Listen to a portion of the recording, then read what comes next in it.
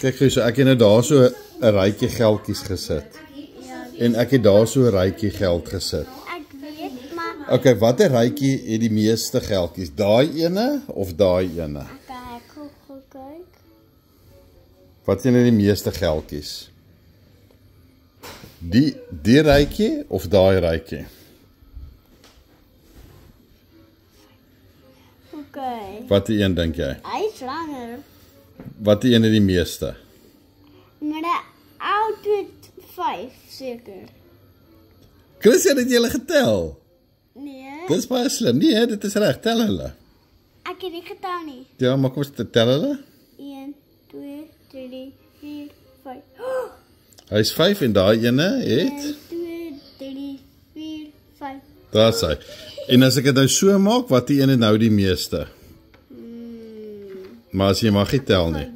Die boonstes of die onderstes, wat sê die meeste?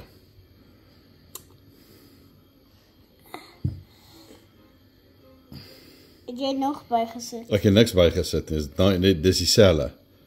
Is nou meer of minder? Dink. Die boonste rytjie of die onderste rytjie? Wat een het die meeste geldjies? Dink.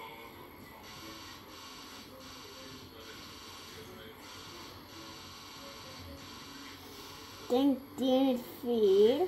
Die het 5. Tel hom hoeveel het die een wat 4 het? Dit is 5. O, hy het 5. En as ek hom nou kyk, as ek hulle so skuif, wat sien nou die meeste geld? Ek sien nou geld. Ek sien nou geld. Wat ek gaan kyk. Okay. En dan was dieselfde. Christian, jy was eintlik baie slim. Ek het 'n videoetjie gekyk wat hulle dit met dit. Dis dieselfde. Dis almal 20 sente. Die is ook dieselfde. Hoe is dat dieselfde? Wat een kyk vir my oogies? Ja.